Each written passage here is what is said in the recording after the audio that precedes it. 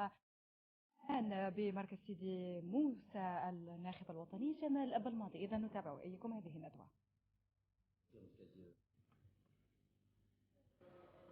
La réunion technique a pris plus de temps que prévu.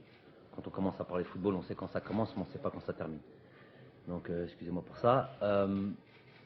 Donc, par rapport donc tu parles de la liste, les joueurs qui ne sont plus présents. Donc, c'est pratiquement du cas par cas. Hein, c'est pas déjà puisque je suis encore dans une idée de revue d'effectifs d'une certaine manière. Donc gagner nos matchs, évidemment, c'est la priorité, mais en même temps préparer l'avenir et un avenir proche sont aussi importants. Donc pour ça, je n'ai que les dates FIFA pour avoir cette revue d'effectifs. Et j'essaye de faire en sorte que c'est vrai, on pourrait voir la chose comme ça. Les joueurs, les 4-5 joueurs qui ne sont pas réapparus dans cette liste-là n'ont pas joué. Donc on peut pas dire qu'ils ont démérité. Mais les entraînements, pour moi, sont évidemment pas complètement significatifs, mais un petit peu significatifs. Et ça me permet, et même dans les entraînements, je ne dis pas qu'ils ont démérité aussi, mais c'est la seule manière que j'ai de pouvoir voir un peu tout le monde, sans pour autant toucher à une certaine ossature. Donc, pour dire s'ils vont revenir, évidemment, ils vont revenir. Que ce soit Farid, que ce soit Riyad, que ce soit tous ces joueurs-là qui sont venus n'ont absolument pas démérité. Donc, on va les revoir, on va leur donner du temps de jeu. Ça me permet de voir d'autres joueurs à l'entraînement, leur comportement, comment ils rentrent un petit peu sur les séances d'entraînement et voir voilà, c'est la seule manière que j'ai de pouvoir voir un petit peu tout le monde. Islam est blessé, sûrement pour le premier match et on verra pour le deuxième. On verra si on va avoir une discussion avec lui. Je préfère d'abord ça date que d'hier, donc on va faire une réunion avec le docteur et lui-même.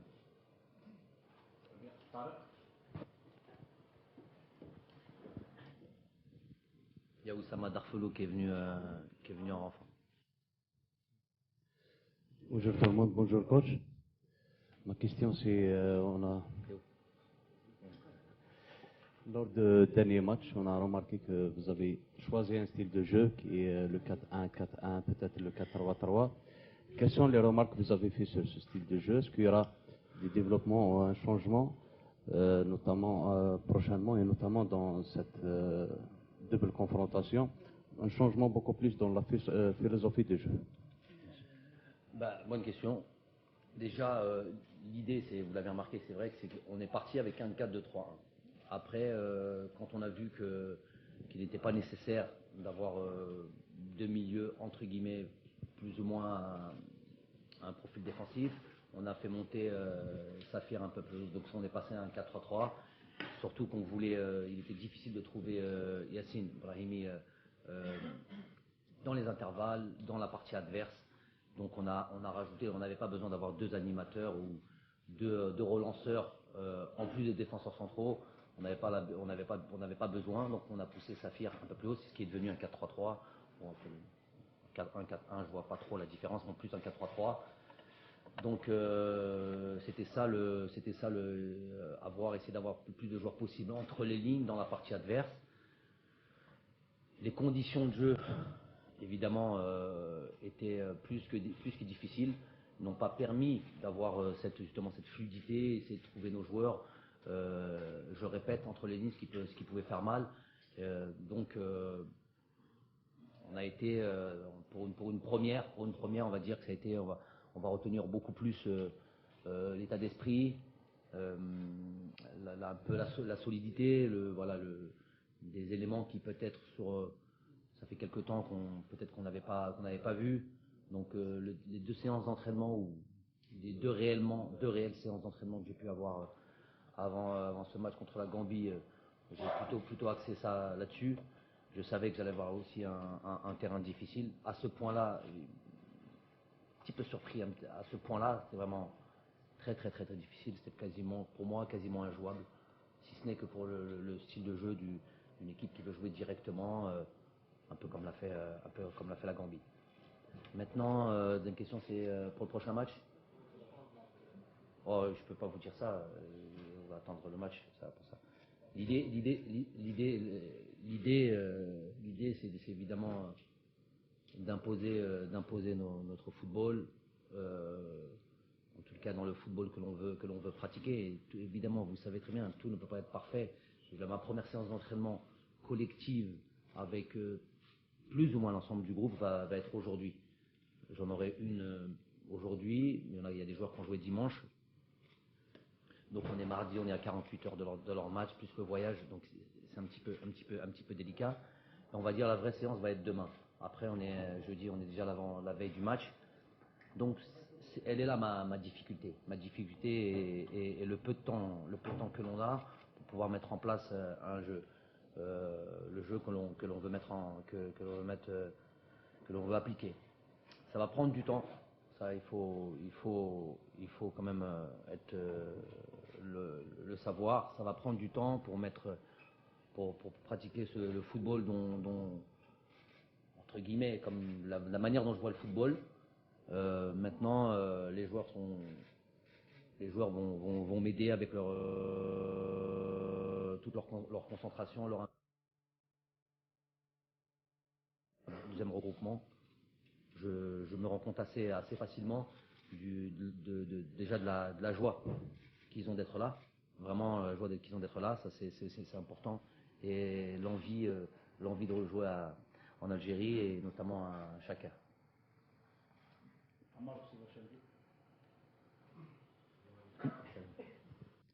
Salam alaikum. Donc voilà, Monsieur Belmadi, le match de vendredi sera le premier match à domicile devant le public algérien. Donc le public qui vous a déjà adopté. Donc la nomination de Belmadi a fait.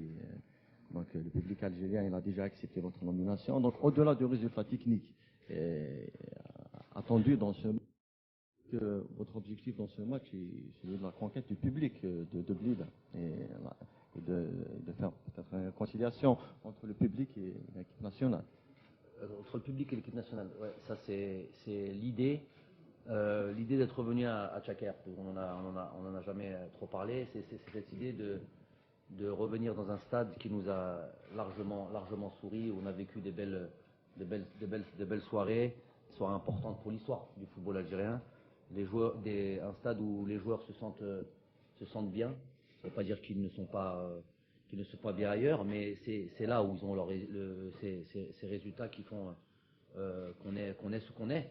En tout cas, dans ce football contemporain entre la Coupe du Monde 2010 et la Coupe du Monde 2014. Donc retrouver ce stade-là qui était pour moi quasiment laissé à l'abandon, en tout cas c'est le constat que j'ai eu au mois de juillet, était pour moi une nécessité dans un premier temps.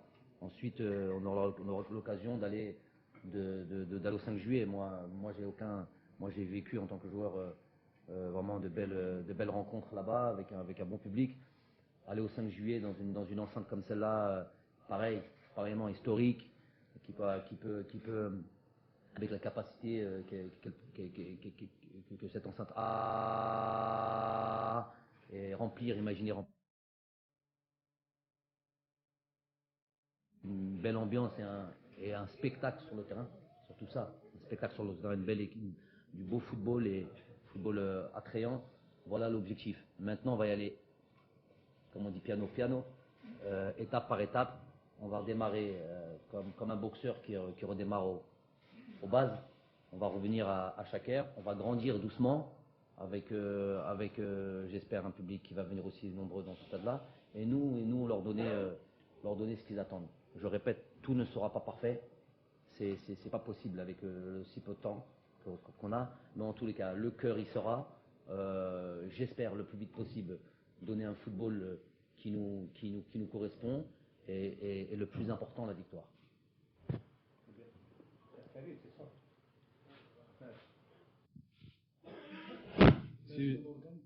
J'ai la femme, radio algérienne. C'est une double confrontation décisive qui attend les Verts.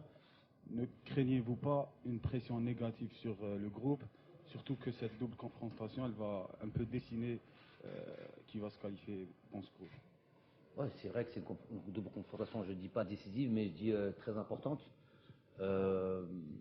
Moi, j'ai la seule pression que j'ai, et que je suis là pour la transmettre à mes joueurs, la seule pression que j'ai, c'est la pression du travail. Quand le travail est bien fait, quand le travail est bien élaboré, je rentre sur le terrain avec la conviction que je vais gagner. Et donc, c'est la seule, elle est là ma pression. Mais sinon, pression de l'adversaire ou du truc, non, j'ai aucune pression. Les joueurs n'ont aucune pression. La seule chose qu'on en a, c'est la détermination. Voilà. Être sûr, on sera le mieux armé possible, avoir cette volonté de absolument gagner et ne pas penser à autre chose qu'une victoire.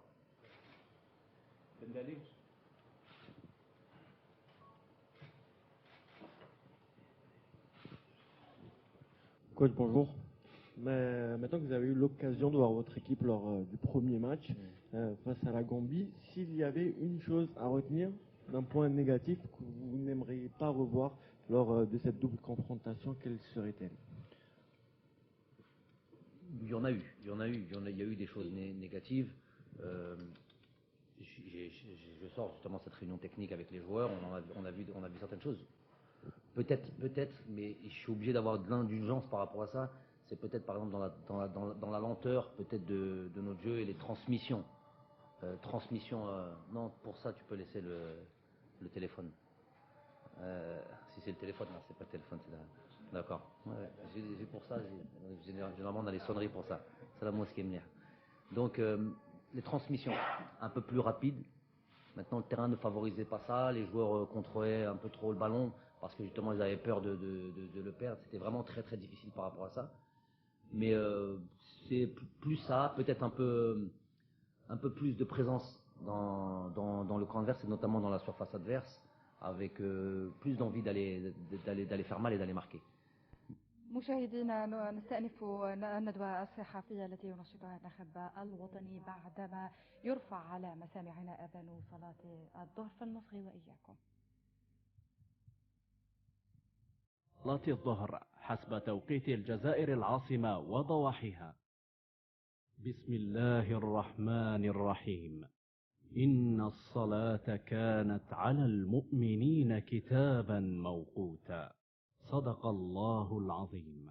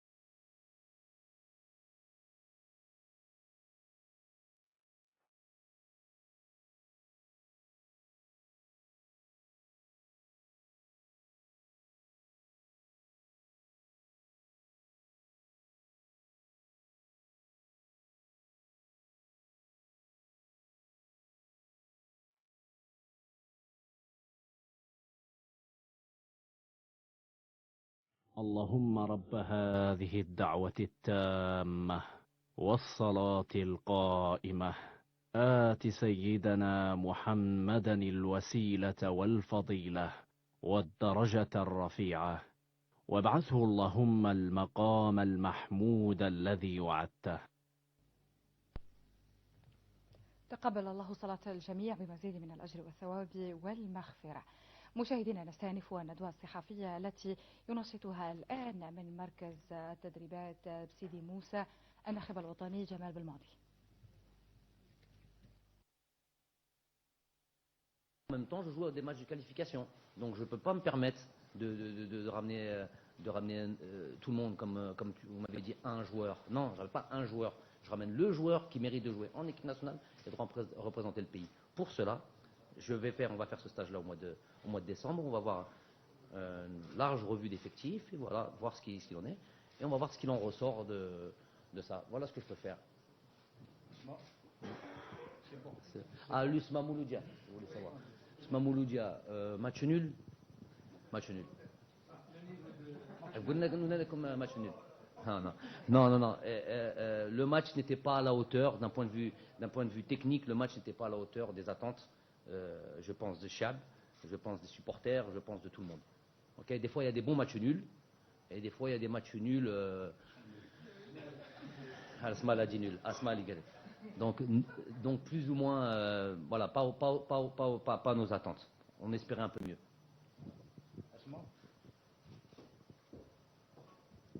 Oui, bonjour.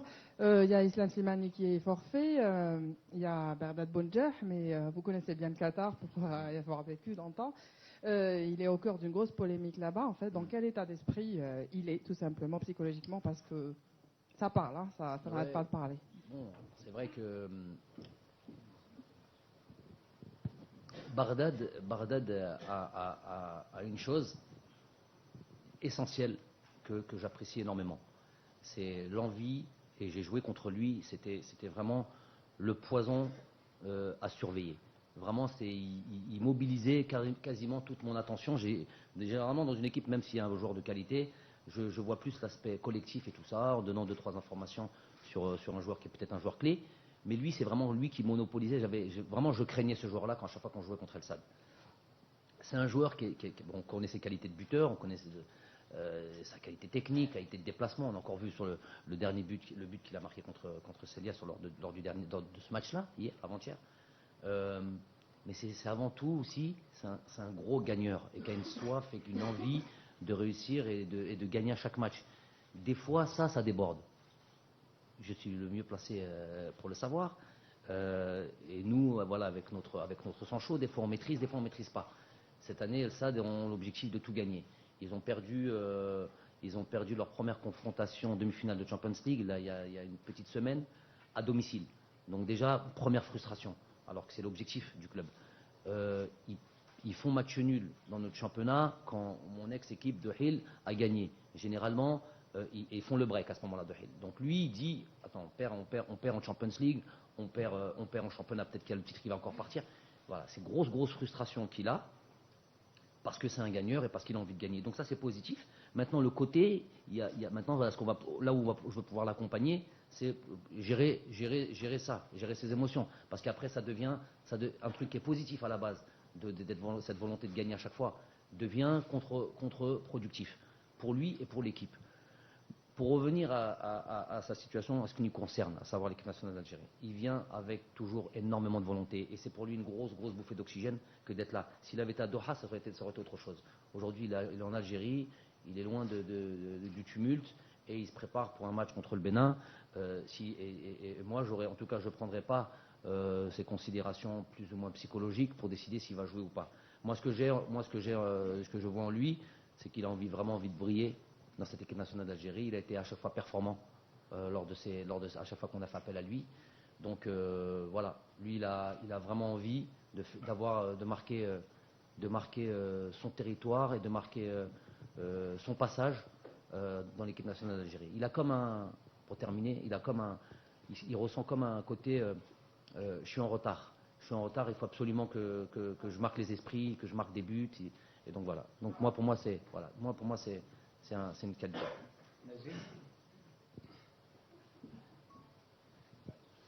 Bonjour coach. Vous avez comparé l'équipe à un boxeur. Le début, la base. Quel objectif vous fixez? Quand est-ce que vous pensez être prêt? Quand est-ce que votre boxeur sera prêt, on va dire, à affronter les meilleurs? J'espère affronter les meilleurs. Voilà, ça c'était la fin de la question. Il faut toujours entendre aller jusqu'au bout. À affronter les meilleurs, voilà. Affronter les meilleurs, c'est la Coupe d'Afrique. Affronter les meilleurs, c'est du temps. Il faut du temps. Ça, moi, je veux que vendredi, les supporters de Tchaker ou tous les supporters algériens soient fiers, soient heureux et commentent le lendemain dans les cafés ce match et dire que voilà, on est heureux de notre équipe, on est content, ça nous donne espoir et tout ça. C'est le but. Ça, c'est le but. Donc, mais j'ai une séance aujourd'hui, j'ai une séance demain, une séance demi-effectif qui peut s'entraîner, une séance demain. Ça, c'est la réalité. Voilà, ma réalité, elle est là. Donc, gagner le plus de temps possible sur, déjà, aller à trouver le bon groupe de joueurs, ne pas se tromper. C'est déjà une première étape, la bonne liste. Faire en sorte de mettre le meilleur 11, le plus performant. Ça aussi, il ne faut pas se tromper. De faire en sorte d'avoir le meilleur système de jeu. Il ne faut pas se tromper aussi. Ensuite, une identité de jeu. Elle s'acquiert comment?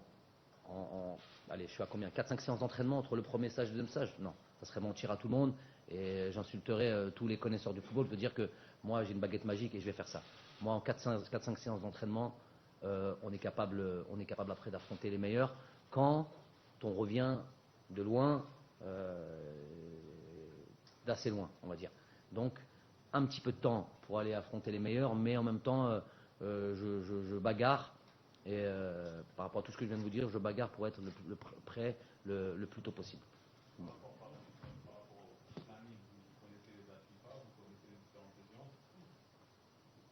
Je veux arriver en Coupe d'Afrique. Je veux arriver en Coupe d'Afrique en étant avoir de grosses certitudes. Donc, je dis bien qu'il faut se qualifier en Coupe d'Afrique.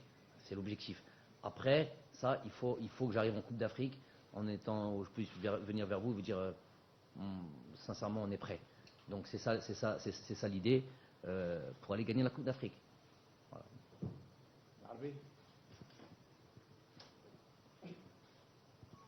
Assalamu alaikum, bonjour coach.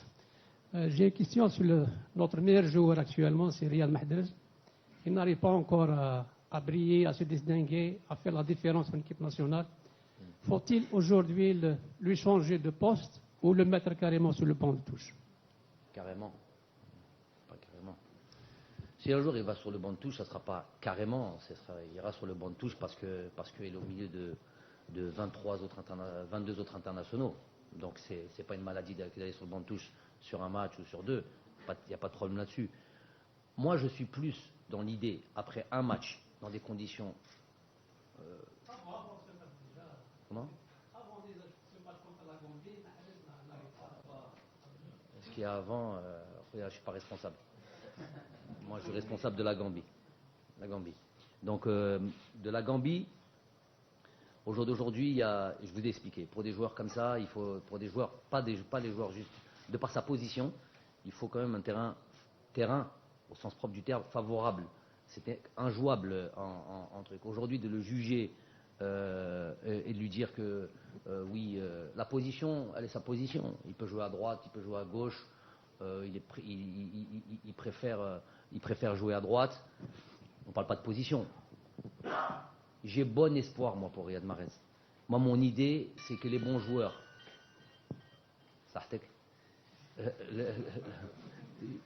L'idée, c'est quoi? C'est qu'un joueur comme Riyad Mahrez, pourquoi il flambe en Europe et pourquoi il est meilleur joueur de première ligue, mais il faut l'aimer, ce joueur-là, quand même. Le gars, c'est le seul Algérien de toute l'histoire du football algérien qui a été... Alors, il faut l'aimer, parce que de la manière dont vous faites à le pointer du doigt comme ça, moi, je ne vais pas le laisser. Je comprends ce que vous êtes en train de dire. Je sais qu'il est entre ce qu'il fait à Leicester et ce qu'il fait maintenant à Manchester, il a été quand même assez performant ces derniers temps. il y a une différence entre ce qui monte, il y a un décalage entre ce qui montre en équipe nationale d'Algérie. Il y a peut-être un contexte, je ne suis pas là pour en parler, moi je suis là pour trouver la solution. Moi, Riyad, je dis, il faut l'aimer, il faut lui faire preuve, lui montrer toute notre confiance, le mettre à disposition, et lui aussi, il sait ce qu'il doit faire. Lui aussi, il a envie de briller avec son pays. Il vient passer toutes ses vacances à Tlemcen, Tlemcen, il aime son pays, aimez-le un petit peu, faites-lui savoir que oui, c'est un grand joueur, et vous verrez, il vous donnera peut-être ce que vous attendez.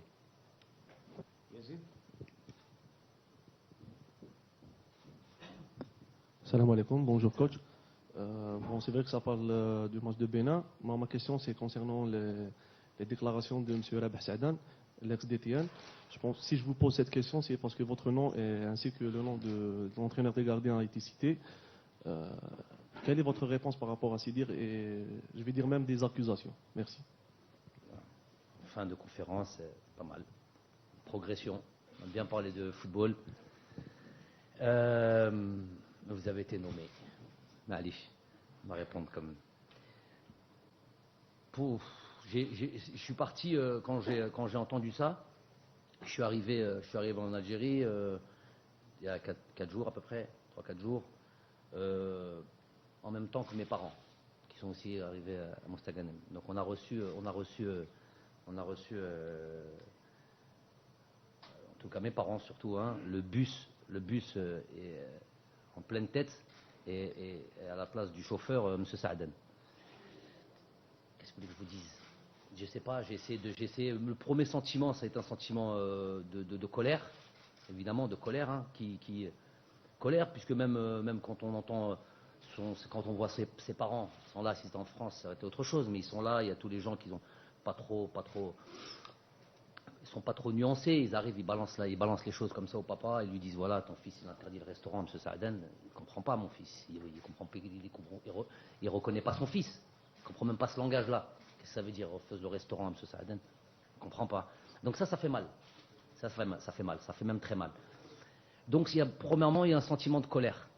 Hier, on a parlé avec M. Hamouche, je suis parti, j'étais encore dans tous mes états, parce que c'est tellement sordide. C'est tellement fou, pour parler simplement. Vraiment fou. Et alors, qu'est-ce que je me dis? Moi, je me dis, fut un temps où il y a eu d'autres déclarations comme ça, de M. Saadane, me concernant, il y a très longtemps. Et j'avais 27-28 ans. Et je me suis dit, à ce moment-là, à distance, on voulait me faire jouer dans ce rôle de voilà, il a dit ça, qu'est-ce que tu réponds à ça? Je ne sais pas si à l'époque il m'avait interviewé, c'était peut-être pas moi-même, ou là, je sais pas quoi. Il y a très longtemps de ça, je ne sais plus. En 2004, il y a longtemps. Et j'avais pas voulu rentrer dans ce jeu-là pour une raison. Je me suis dit,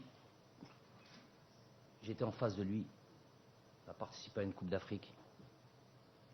Il est arrivé au dernier moment, et on n'a jamais, quasiment jamais échangé.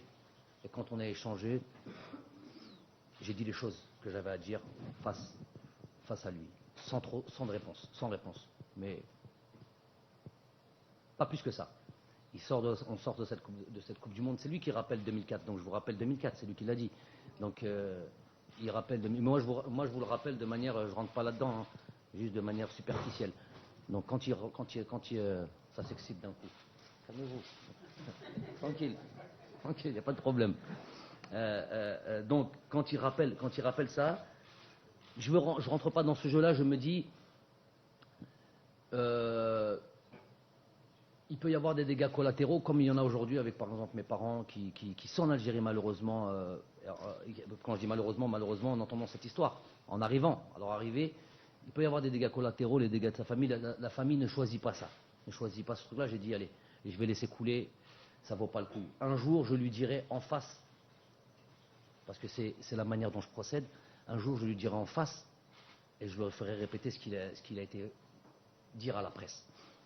C'est sa manière de procéder à lui. Tant de temps passé, On en arrive à ça, et je me dis, peut-être que déjà j'aurais dû tuer le bébé dans l'œuf, comme dirait l'autre. Peut-être qu'à déjà en 2004 j'aurais dû intervenir, et aujourd'hui il ne serait pas intervenu en disant, je répète, c'est pas des absurdités, c'est très grave ce qu'il dit, mais c'est de la folie. Voilà, si je peux sortir le mot, le mot c'est la folie. Il y a,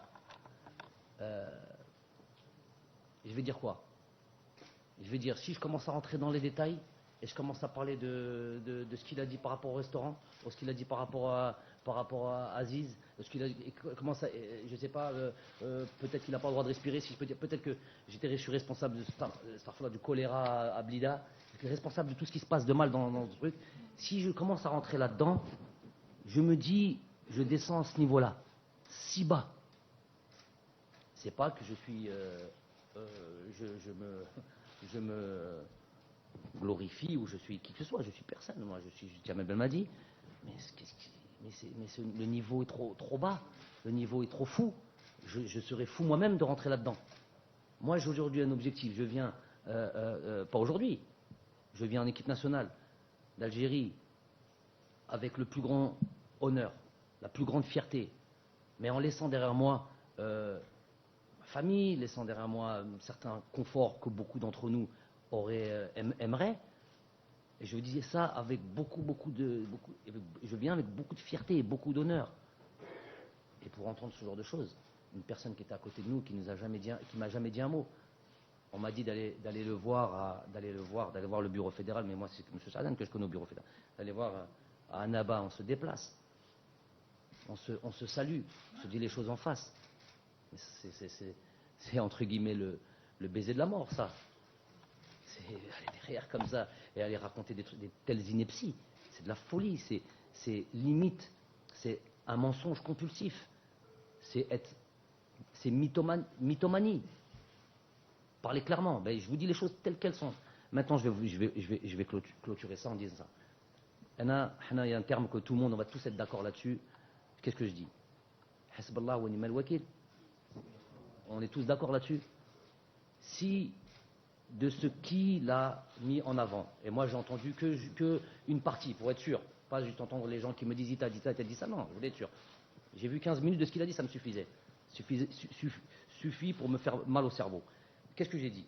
Qu'est-ce que je dis? S'il y a 0,01% de ce qu'il a mis en avant de vrai, Inch'Allah, n'khallas fi dunya ou fi l'akhirah. On va comme ça. Je paye là et après. Si 0,0001% de ce qu'il a dit est vrai. Tout ce qu'il a dit, faux, archi-faux me concernant, et je pense concernant la fédération, mais moi je ne suis pas tous les jours dans les bureaux de la fédération, concernant la fédération. Rien de vrai, absolument rien de vrai, c'est fabulé, inventé, créé, limite.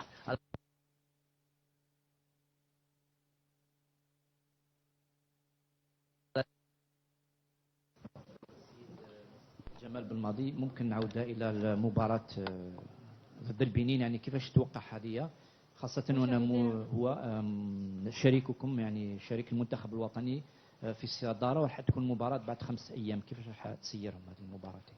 شكرا. ماتش روتور. المباراه الاولى ذهاب ماتش علي اي بوي لو روتور، كومون vous voyez le match de Colider le Bénin. La confrontation. Donc on a évidemment, ça c'est important aussi de le dire. Parce que j'ai entendu aussi j'écoute moi aussi, je suis complètement concerné par ce qu'on raconte, il y a des choses intéressantes, des choses moins intéressantes pour tous les composants du football algérien. Donc on a parlé par exemple d'une équipe de la Gambie faible. Voilà, généralement ceux qui annoncent des choses comme ça, des fois soit ils connaissent pas, soit ils sont là pour dénigrer. L'équipe de la Gambie, regardez un peu son effectif, regardez un peu le truc. Il y a des joueurs qui jouent en Serie A, des joueurs qui jouent en Serie B italienne, des joueurs qui ont marqué des buts en Europa League, plusieurs buts, il y a des joueurs qui jouent en Championship, deuxième division anglaise. Bref, il y avait beaucoup de joueurs. Et ce que je veux dire par là, c'est qu'il n'y a plus de petites équipes en Afrique. Contre qui a joué le Sénégal mondialiste? Qui? Madagascar ou les Comores? Madagascar. Contre qui a joué le dernier champion d'Afrique? Le Cameroun. Contre les Comores. Contre qui a joué, donc 2 matchs nuls. Contre qui a joué le Ghana? Contre le Kenya. Défaite. Donc, il n'y a plus de petites équipes. Au jour d'aujourd'hui, si on voulait se comparer, nous on n'est pas mondialistes. Nous on est mondialistes 2014. On n'est pas le Sénégal, on n'est pas mondialiste. C'est un fait. Je ne dis pas qu'on est moins fort que le Sénégal, mais ils sont mondialistes. On leur accorde ce qu'ils ont fait. Donc il ne faut plus partir. Il n'y a plus de petites équipes en Afrique. Je ne sais pas pourquoi. Il y a beaucoup de joueurs qui s'exportent. On pourrait l'expliquer. Beaucoup de joueurs qui s'exportent. Les Béninois, si vous regardez leur liste, beaucoup de joueurs jouent dans des deuxièmes divisions françaises, des trucs. Donc il y a l'attaquant qui joue à Huddersfield, première ligue anglaise, titulaire. Donc il n'y a plus de petites équipes. Si nous, on va avec cette idée de jouer contre une équipe, et parce qu'on est l'Algérie, dernier mondialiste, ben, on a pris le truc par le mauvais bout. Donc, beaucoup de concentration à avoir, prendre au sérieux toutes les équipes que l'on joue. Je vous ai sorti le Madagascar, les Comores. Personne ici peut nous sortir un joueur du Madagascar ou des Comores. Personne, je pense. Hein? Si? Vous pouvez? C'est vrai. Personne. Madagascar, Comores, c'est un petit peu difficile. Hein. On respecte les pays, mais avec les résultats. Comment? Pour les vacances. Voilà, on va à Madagascar. Dans la CAF, voilà, Madagascar, on connaît. Président de la CAF, ça m'élève. Donc, voilà. Le Kenya aussi. Personne ne peut dire qui est un joueur du Kenya. Mais c'est des équipes qui sont performantes. Ça, c'est des petits exemples. Ça, c'est des signes qui nous disent faites attention. Faites attention. Les équipes, aujourd'hui, elles sont organisées. Les équipes, aujourd'hui, elles se battent. Les équipes, aujourd'hui, il y a la technologie qui a aussi un peu aidé. Les entraîneurs, les éducateurs, des systèmes tactiques. Voilà, qu'est-ce qu'on a vu? Qu'est-ce qu'on a vu de la Gambie? Un 4-5-1, peu d'espace entre les lignes, solide, vraiment un bloc bas. Voilà. À l'époque, on disait les Africains sont désorganisés. C'est plus désorganisé. Tout le monde est capable de mettre en place une organisation maintenant. Après, ils sont physiquement forts. Généralement, chez eux, des terrains qui leur va à eux et qui ne nous va pas à nous, Afrique du Nord. Donc voilà ce qu'on a. Donc pour revenir au Bénin, on sait que le Bénin est capable de. Ils ont 4 points, comme nous. Ils ont battu la Gambie chez eux. Ils ont fait un bon match nul au Togo. Nous, maintenant, on est à domicile. Évidemment, toute autre chose qu'une victoire est un résultat négatif. Maintenant, on a les 2 confrontations. On a 23 joueurs. Vous avez voulu parler un peu peut-être du turnover, c'est ça? Ici, hein? Donc, 23 internationaux. Hein? Voilà, comment gérer ça? Donc, c'est du turnover dont tu parlais, je pense. Donc, il y a 23 joueurs qui sont là. C'est ça la différence entre un club et une équipe nationale. Généralement, en club, quand on a 23 joueurs, on en a 16 à peu près sur lesquels on peut vraiment compter pour garder un niveau de performance. Et on a en club, je parle. 16 et à peu près. Et les autres, on descend de niveau à chaque fois qu'on fait appel à eux. C'est une réalité. Même dans les plus grands clubs. Hein.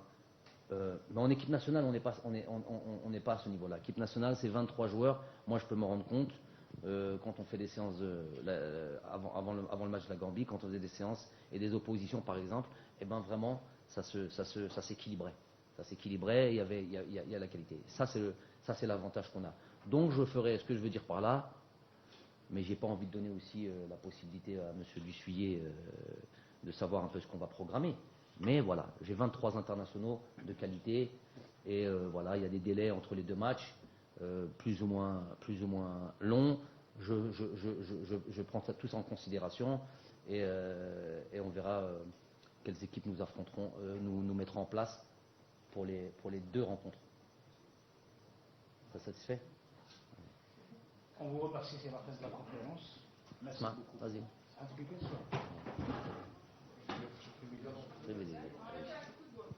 Pas de problème.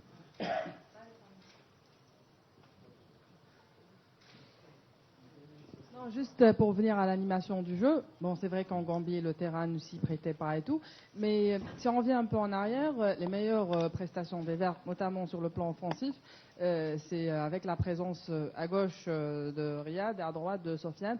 Est-ce qu'il pourrait peut-être replacer, justement, juste pour rebondir sur Riyad, de replacer le joueur, peut-être pour avoir une meilleure qualité devant? Et l'attaquant, c'était qui? C'était Islam. Voilà, donc je pense que c'est un rapport de cause à effet. En mettant Riyad à gauche et Sofiane à droite, on On a beaucoup plus de centres, là où Islam excelle. Donc là, on a Bagdad, c'est peut-être pas les mêmes profils de joueurs, mais je ne sais pas s'il y a un lien entre le fait que Riyad, s'il a fait ses meilleurs matchs en sélection à gauche, je ne sais pas si c'est vraiment un lien.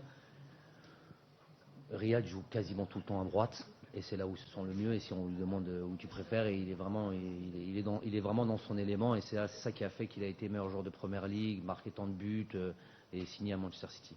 Donc, mais tout est possible. En deuxième mi-temps contre la Gambie, justement, quand Islam est rentré, j'ai fait ça. J'ai fait ce que tu dis, Asma. J'ai fait Sofiane à droite et Riyad à gauche. Tout est possible. J'ai peut-être la possibilité de faire jouer Sofiane aussi dans un autre registre. Mais tout est à prendre en considération. Moi, je pense que, et pour revenir à ce qu'a dit notre ami, on verra Riyad donner sa pleine mesure très bientôt, Inch'Allah. C'est bon? Merci à vous.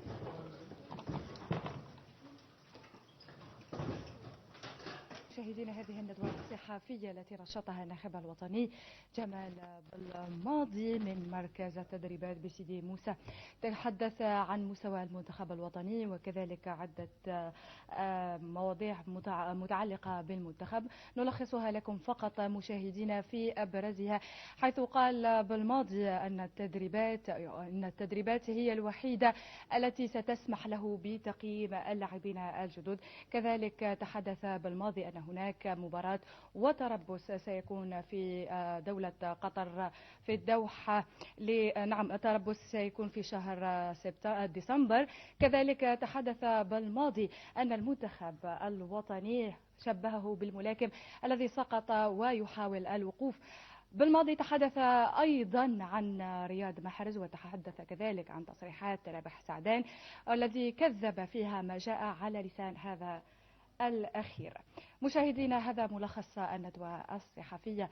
تفاصيل أوفى تابعوا مواعيدنا الإخبارية الرياضية لاحقا. السلام عليكم.